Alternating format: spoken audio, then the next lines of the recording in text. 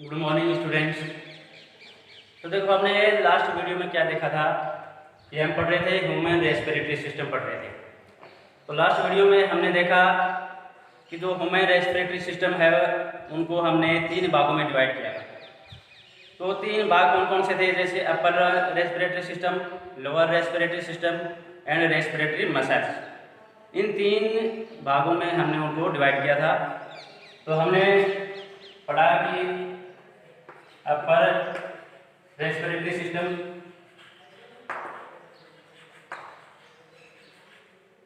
Lower respiratory system, lower respiratory system और third था respiratory muscles, respiratory muscles. ठीक है। तो देखो अपर रेस्पिरेटरी सिस्टम के अंतर्गत मैंने आपको बताया कि इसमें ये 4 टाइप के जो भाग हैं वो कौन कौन से थे इसमें। जैसे पहला था nose, second mouth, third pharynx और फोर्थ क्या था, लैरिंक्स। तो ये 4 जो पॉइंट हैं, नोज, माउथ, फेरिंक्स और लैरिंक्स, ये किसके अंतर्गत आते थे, अपर रेस्पिरेटरी सिस्टम के अंतर्गत। यानी ऊपर वाला जो भाग है कि नोज, माउथ, फेरिंक्स और लैरिंक्स, वो अपर रेस्पिरेटरी सिस्टम के अंतर्गत आपने पढ़ लिया था। ठीक है। तो आज हमें सेकंड जो पॉइंट है इसका, लोअर रेस्पिरेटरी सिस्टम, इसके बारे में डिस्कस करेंगे। तो देखो लोअर जो रेस्पिरेटरी सिस्टम है इसको भी 3 भागों में बांटा गया है। वो कौन कौन से हैं, जैसे ब्रोंकी, जैसे कि इसमें ट्रेकिया, पहला है trachea, bronchi, bronchi and bronchioles,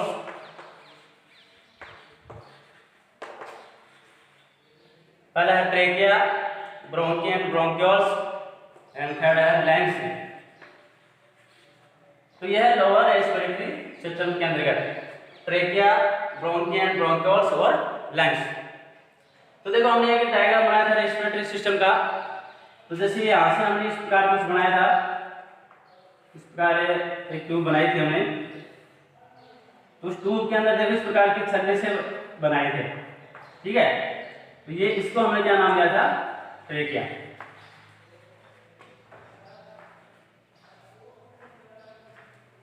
ठीक है। तो इसको हमने क्या नाम दिया था, ट्रेकिया, जिसको क्या बोलते हैं, श्वास नली।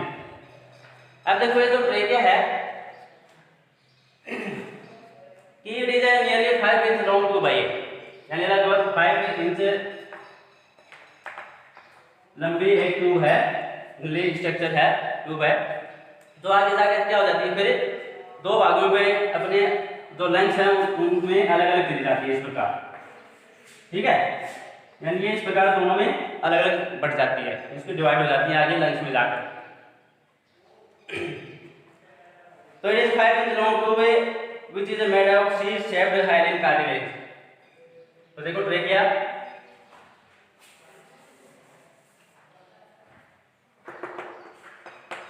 तो it is 5 inch long tube and C shaped hyaline cartilage, hyaline cartilage, cartilage मिलकर बनी हुई होती है। यानी ये सी टाइप के इसमें छल्ले से होते हैं, जो क्या काम करते हैं, ये इसको स्प्लाइट होने से बचाते हैं, यानी इसको चिपकने से बचाते हैं और ऑलवेज ओपन रखते हैं इसको, और हमेशा इसको क्या करते हैं, खुला रखते हैं। तो it is 5 inch long tube and C shaped hyaline cartilage. This ring prevent trachea to be sticked. तो दिस रिंग प्रिवेंट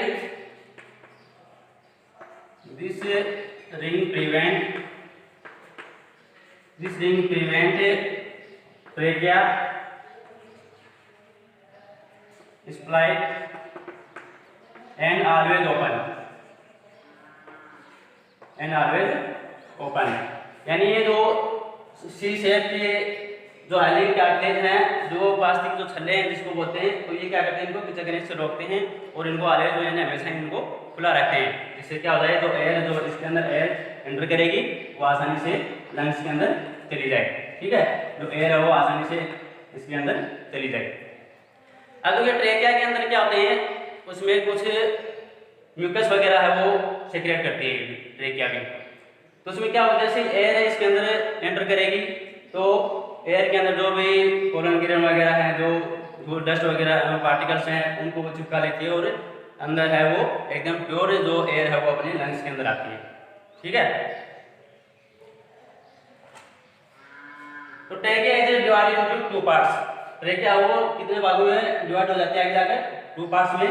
और ये दो राइट लंग्स है और ये लेफ्ट राइट लंग्स है, तो इन दोनों में अलग अलग ये टू भागों में डिवाइड हो जाती है।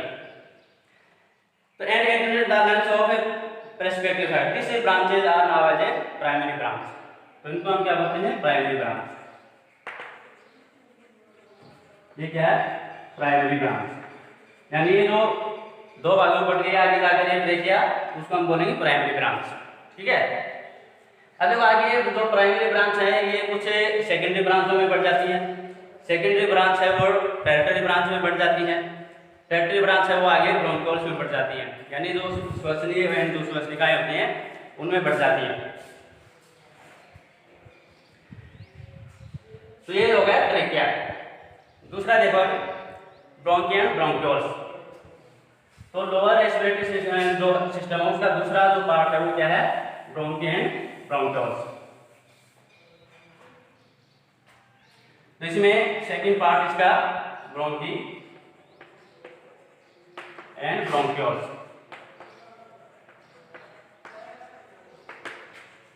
ब्रोंकी एंड ब्रोंकियोल्स यानी आगे जाकर ये और शाखाओं में बढ़ जाती है। ठीक है, तो ये क्या है, ब्रोंकियोल्स। ये है ब्रोंकियोल्स। तो देखो bronchia trachea is divided into right and left bronchia का एंड, यानी ट्रेकिया है वो राइट एंड लेफ्ट जो भाग उसमें बढ़ जाती है और लंग्स में चली जाती है। तो primary branch spread into small branches. तो ये जो प्राइमरी ब्रांच है इसकी ट्रेकिया की वो आगे जाकर प्राइमरी जो सेकेंडरी जो ब्रांच है spread into the small branches, छोटी छोटी और शाखाओं में है वो ब्रांचेज में बढ़ जाती है। And which called secondary branch after reaching into the tertiary branch and tertiary branch after the small branches of bronchioles. वो और छोटी छोटी ब्रोंकियोल्स में बढ़ जाती हैं और उन ब्रोंकियोल्स के आगे फिर और बंच के रूप में क्या होते हैं, एलोवेराई पाए जाते हैं। यानी इसके आगे के यहाँ पर छल्लों के रूप में होते हैं, कुछ गुच्छे के रूप में होते हैं, तो उनको क्या बोलते हैं, एलोवेराई। ये क्या है, एलोवेराई।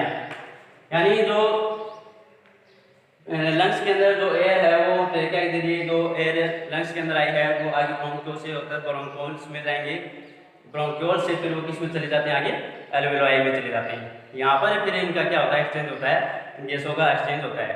ठीक है, तो after reaching into the lungs in each part secondary branch is split into tertiary branch. यानी प्राइमरी ब्रांच, फिर सेकेंडरी ब्रांच, फिर टर्शियरी ब्रांच, फिर टर्शियरी है वो स्मॉल ब्रांचेज में, स्मॉल ब्रांचेज आगे किसमें डिवाइड हो जाएंगी, एल्वेओलाई में। यहाँ पर गैसों का जो एक्सचेंज है वो होगा यहाँ पर। ठीक है, तो देखो ब्रोंकिया एंड ब्रोंकियोल्स में तो trachea are divided bronchi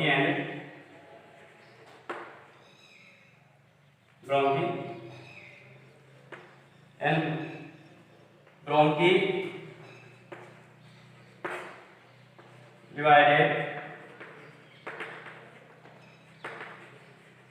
primary bronchi and primary bronchi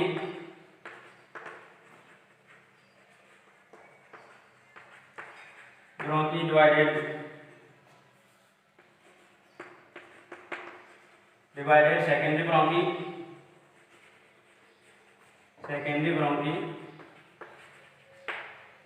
and secondary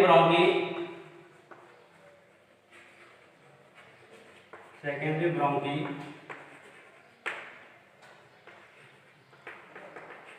divided tertiary bronchi. ठीक है, और आगे जाकर ये ब्रोंक्यूल्स में फिर स्मॉल ब्रोंक्यूल्स हो जाते हैं एंड स्मॉल ब्रोंक्यूल्स।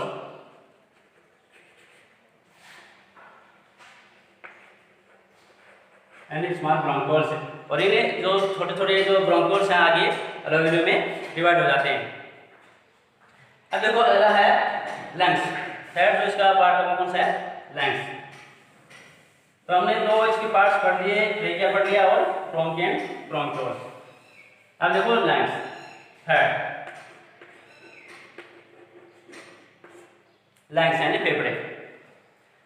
तो देखो फेफड़े जो लंग्स होते हैं वो आपको टू होते हैं, right lungs and left lungs. जैसे राइट लंग्स है और ये लेफ्ट लंग्स। स्पंजी होते हैं। तो लंग्स आ रहे हैं light pink colour, soft and flexible. तो लंग्स क्या होते हैं? पिंक कलर के होते हैं, लाइट पिंक कलर के होते हैं और फ्लेक्सिबल होते हैं, यानी ये लचीलेमय होते हैं, फ्लेक्सिबल होते हैं। तो लंग्स आ रहे लाइट पिंक कलर एंड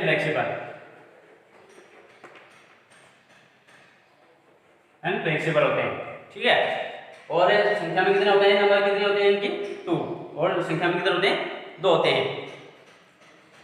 और ये कहाँ पर सिचुएटेड होते हैं? जो अपना जो यहाँ पर जो डायग्राम है, यहाँ पर बनाया था हमने डायग्राम बनाया था, उसके ऊपर टिके रहते हैं, यानी डायग्राम है वो उसको बेस प्रदान करता है। ठीक है, तो there are situated right about the diagram, यानी देयर आर सिचुएटेड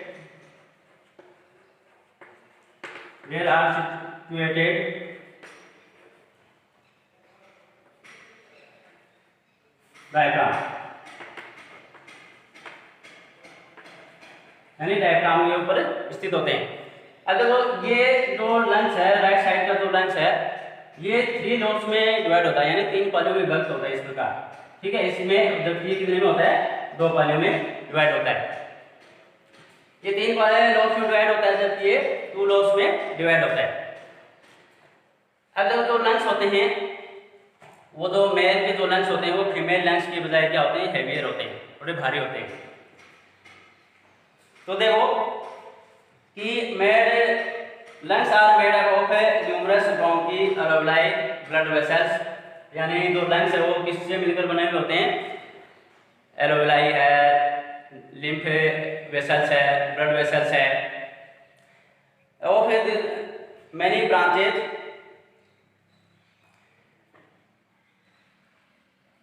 तो lungs are made up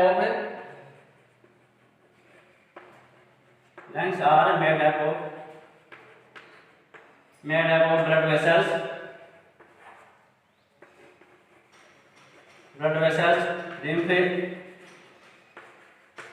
lymph vessels।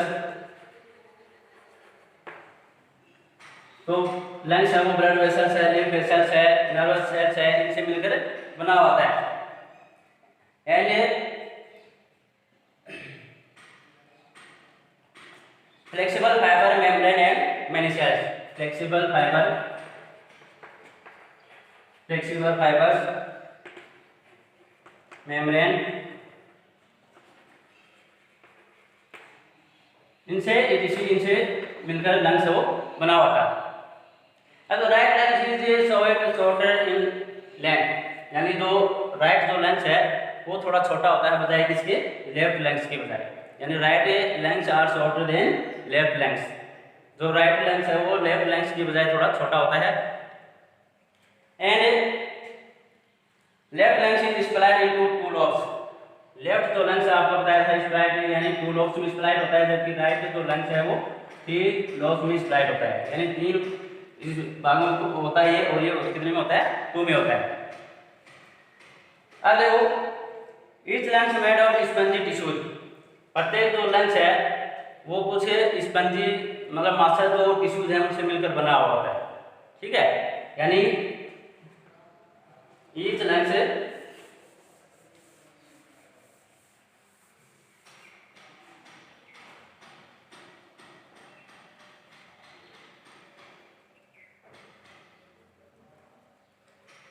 तो ईच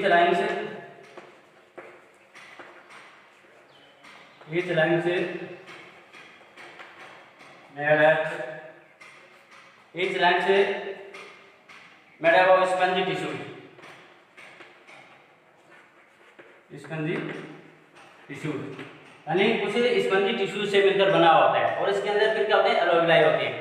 तो एलोविलाई क्या होती है, वो यानी जो इनके अंदर जो एयर ट्रेका के द्वारा जो एयर लंग्स में एंटर करती है तो वो सीधे ब्रोंक्यूल से होकर किस में चली जाएगी, एलोविलाई में चली जाएगी।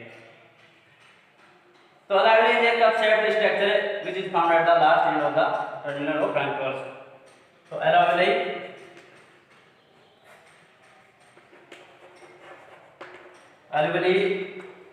is the last end of bronchioles, यानी इसका लास्ट एंड क्या होता है, एलोविलाई, ठीक है। तो कप शेप जो होती है an alveolar drop aqueous epithelium are found which help in gaseous exchange, यानी इन एलोविलाई के जरिए फिर गैसों का जो एक्सचेंज होता है उन एलोविलाई के जरिए होता है। यानी जो कुबिकाएं होते हैं उनमें क्या होता है, फिर एयर जो गैसेज हैं उनका एक्सचेंज होता है।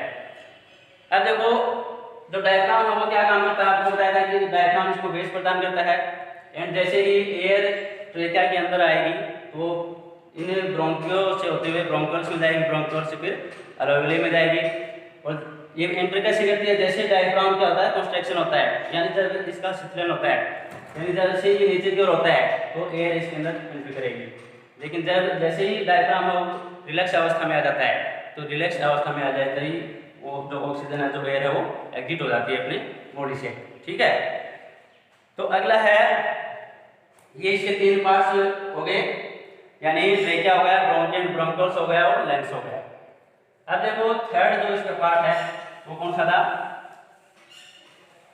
रेस्पिरेटरी मसल्स, रेस्पिरेटरी मसल्स तीसरा।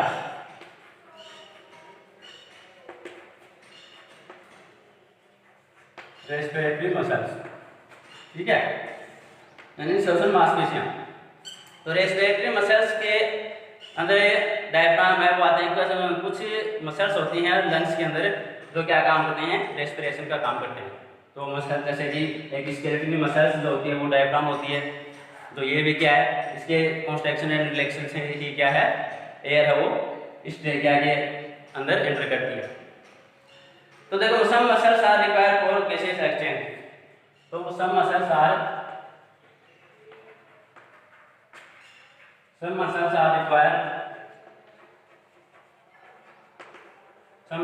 required for gases exchange,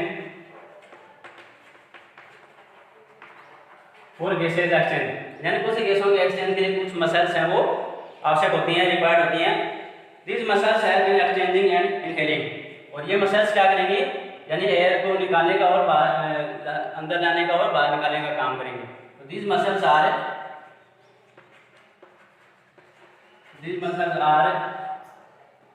जैसे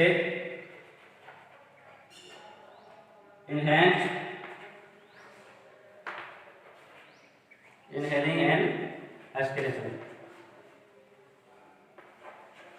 इनहेलिंग एंड एक्सहेलेशन का काम करेंगे, यानी अंदर लेने का और बाहर निकालने का ये मसल्स वो काम करती हैं।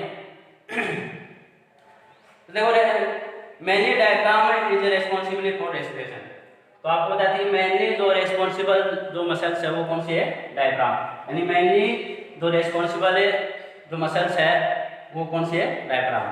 तो मेनली रेस्पॉन्सिबली मसल्स और क्या है, डायफ्राम। तो डायफ्राम है वो मेनली रिस्पॉन्सिबल है रेस्पिरेशन के लिए। अब वो diaphragm is a thin sheet like structure made of skeletal muscles, यानी ये एक शीट के रूप में होती है कि शीट लाइक स्ट्रक्चर होती है डायफ्राम, जो लंग्स के नीचे बेस के रूप में काम करती है, इसको यानी इनके ऊपर ये टिकाए रखती है, इनको नीचे नहीं आने देती है।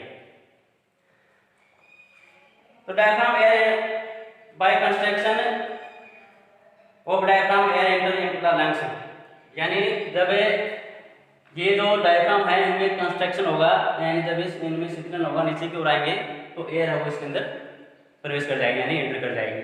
और जैसे ही ये डायफ्राम वापस रिलैक्सेशन की अवस्था में आ जाएगा तो ये एयर यानी आउट हो जाएगी। ठीक है,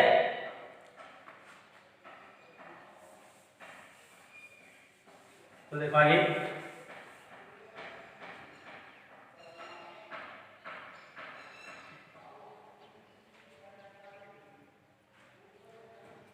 तो ये आपका जो रेस्पिरेटरी सिस्टम है वो कंप्लीट हुआ। अब देखो आगे अपना जो अगला टॉपिक है वो कौन सा है, ह्यूमन एस्पिरेटरी सिस्टम, यानी अब की बार हम कौन सा पढ़ेंगे, ह्यूमन एस्पिरेटरी सिस्टम। अगला देखो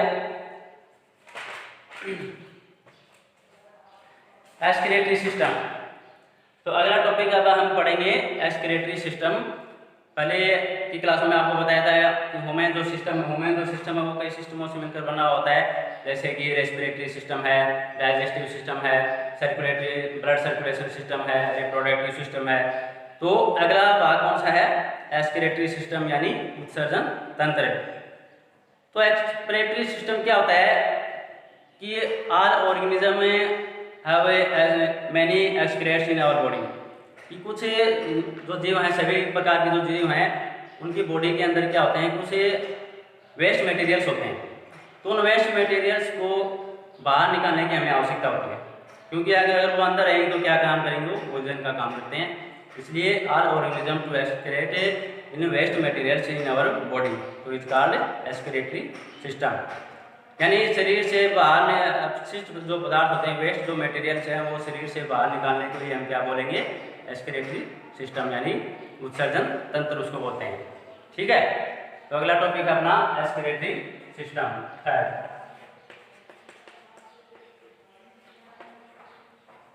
एस्पिरेटरी सिस्टम यानी उत्सर्जन तंत्र, एस्पिरेटरी सिस्टम।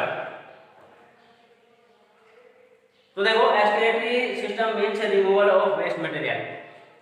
ये आपको बताया कि एस्पिरेटरी सिस्टम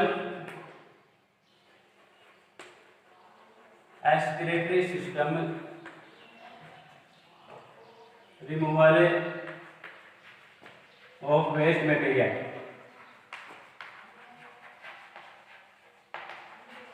यानी respiratory system removal of waste material of body, of our body, यानी हमारे बॉडी से जो वेस्ट मटेरियल निकलता है हम उसी को हम क्या बोलते हैं, एस्पिरेटरी सिस्टम बोलते हैं, उत्सर्जन तंत्र जिसको बोलते हैं। तो देखो एस्पिरेटरी सिस्टम में कि ऑल ऑर्गेनिज्म में स्टोर वेस्ट मटेरियल्स, ये आपको बताया था कि जो भी ऑल ऑर्गेनिज्म सभी सजीव है वो वेस्ट मटेरियल से रहते हैं, यानी store waste material like ammonia है, यूरिया है, यूरिक एसिड है, कार्बन डाइऑक्साइड है। ठीक है, तो all organism stores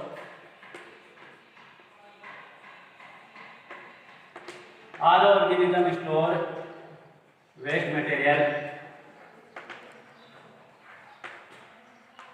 all organism store waste material like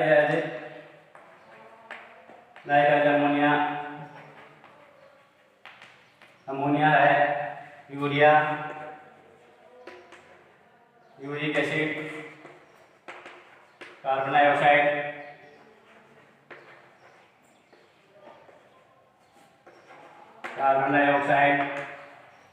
ETC, यानी लगभग ऑल ऑर्गेनिज्म में स्टोर वेस्ट मटेरियल है, अमोनिया है, यूरिया है, यूरिक एसिड है, कार्बन डाइऑक्साइड है, ETC। तो ये जो वेस्ट मटेरियल है इनको बॉडी से एक्सक्रीट करना पड़ता है, ठीक है, यानी इनको रिमूवल करना पड़ता है, हटाना पड़ता है, तो उसी को हम क्या बोलते हैं, एक्सक्रीटरी सिस्टम। अब देखो इसके अंदर जो नाइट्रोजनी जो वेस्ट मटेरियल्स होते हैं तो वो 3 टाइप्स के होते हैं। तो जो नाइट्रोजनी वेस्ट मटेरियल्स होते हैं वो 3 टाइप्स के होते हैं। कौन कौन से होते हैं? अमोनिया, जिनको हम बोलेंगे अमोनिया का जो एक्सक्रीट करने वाला है उसको हम बोलेंगे एमोनोटेलिज्म, जबकि जो यूरिया का जो एक्सक्रीट करता है उसको बोलते हैं यूरियोकोटेलिज्म, एंड जो यूरिक एसिड का जो एक्सक्रीट करता है उसको हम बोलते हैं यूरियोटेलिक। ठीक है, तो अब हम जो नाइट्रोजन जो वेस्ट हैं उनके बारे में पढ़ेंगे, जो कि 3 टाइप्स के हैं। वो देखो कौन कौन से। Nitrogenous waste are of 3 types.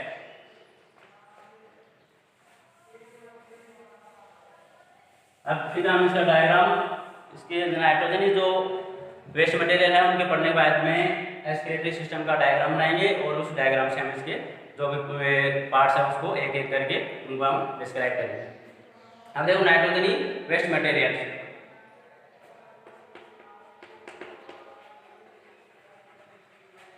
Nitrogenous waste material, nitrogenous waste material से आर 3 टाइप्स। तो नाइट्रोजनी जो वेस्ट मटेरियल्स है वो 3 टाइप्स के होते हैं।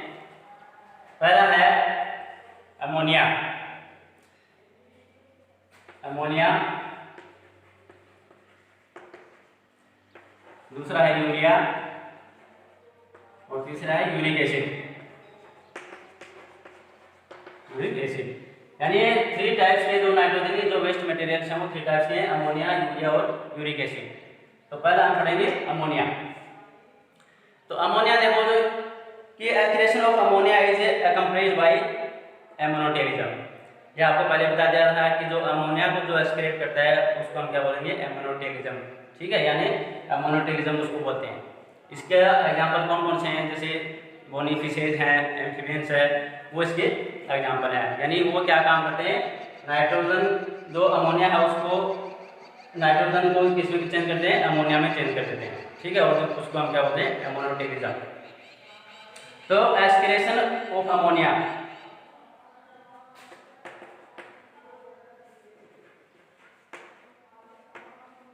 Excretion of ammonia, excretion of ammonia accompanied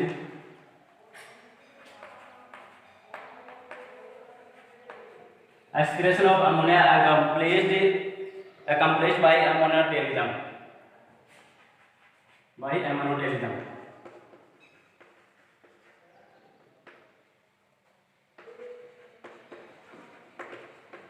यानी excretion of ammonia accomplished by ammonotelism, उसको हम क्या बोलेंगे? जो अमोनिया का जो एक्सक्रीट करते हैं उसको हम बोलेंगे एमोनोटेलिज्म। और जिसके एग्जांपल क्या हैं? बोनीफिशेज और एम्फीबियंस। तो इसके एग्जांपल है मैनी बोनीफिशेज। इसके एग्जांपल क्या है इसके?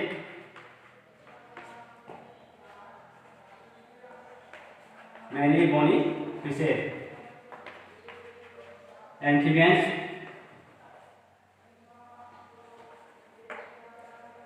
एम्फीबियंस यानी कुछ जो वेचर है, मेंढक वगैरह है, मछली वगैरह है, तो वो किसके क्या करते हैं? एमोनोटेलिज्म होते हैं वो, यानी अमोनिया को एक्सक्रीट करते हैं वो, एम्फीबियंस। ठीक है, अगला देखो यूरिया, यानी यूरिया का उत्सर्जन करने वाले, जो यूरिया को एक्सक्रीट करते हैं। कि excretion of urea is mainly done by mammals, sea fishes. और जो यूरिया को एक्सक्रीट करने वाले कौन कौन से हैं? जैसे मैमल्स हैं, जो भी स्तनधारी हैं, जैसे ह्यूमन बीइंग है वो भी यूरिया का एक्सक्रीट करता है। ठीक है, और कुछ मैमल्स हैं एंड कुछ सी फिशेज हैं, कुछ समुद्री मछलियां भी हैं। तो देखो excretion of urea is mainly, second का यूरिया, एक्सक्रीशन ऑफ यूरिया, यानी जो यूरिया को एक्सक्रीट करते हैं। और एग्जांपल कौन कौन से इसके? जैसे कि मैमल्स, सी फिशेज, यानी कुछ समुद्री मछलियां हैं और मैमल्स। ठीक है, तो ये क्या है? यूरिया को, और इनको हम यूरिया को एक्सक्रीट करने वाले जो मैमल्स हैं या जो फिशेज हैं उनको हम क्या बोलते हैं? यूरियोटेलिक। और इनको हम क्या बोलेंगे? यूरियोटेलिक। ठीक है, जो यूरिया को जो एस्पिरेट करते हैं उनको हम क्या होते हैं, यूरियोटेरिक। ठीक है, अगला देखो यूरिक एसिड, थर्ड का है यूरिक एसिड। यानी जो यूरिक एसिड को एस्पिरेट करेंगे तो वो क्यों कौन से कहलाएंगे, यूरिक एसिड यानी यूरियोटेरिज्म कहलाते हैं। कि in birds, reptiles, insect etc ammonia is converted into uric acid. तो इस यूरिक एसिड को जो एस्पिरेट करने वाले हैं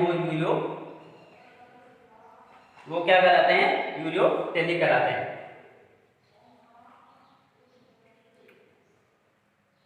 ठीक है, तो इसके अंदर जो एग्जांपल है वो कौन कौन से हैं, इसके जो एग्जांपल हैं बर्ड्स है, रेप्टाइल्स है। ठीक है, यानी जो बर्ड्स है, रेप्टाइल्स है वो किसको एक्सक्रीट करते हैं, यूरिक एसिड को, यानी excretion of uric acid,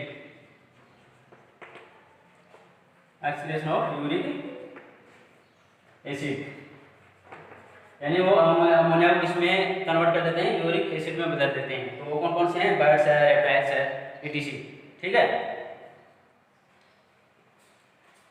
reptiles तो ये हो गए नाइट्रोजन वेस्टेज मटेरियल आर और 3 टाइप्स, अमोनिया, यूरिया और यूरिक एसिड। ठीक है,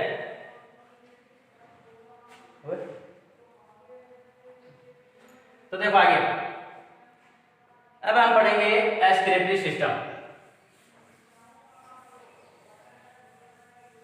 तो देखो एस्पिरेटरी सिस्टम में पहले हमें इसका डायग्राम बनाना पड़ेगा। तो देखो एस्पिरेटरी सिस्टम यहां बना देते हैं।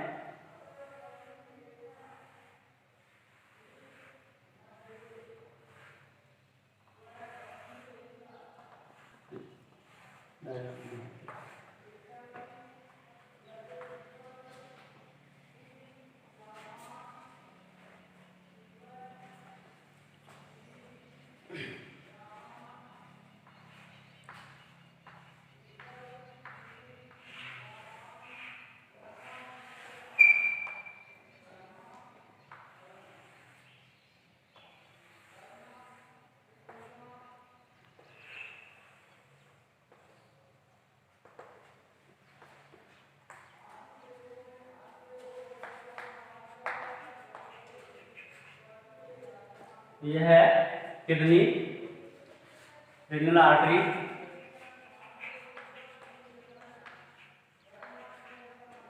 Renal artery,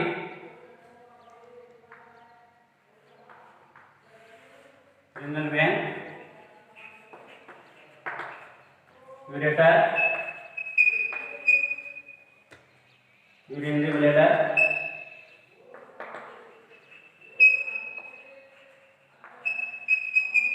and urethra। Human respiratory system,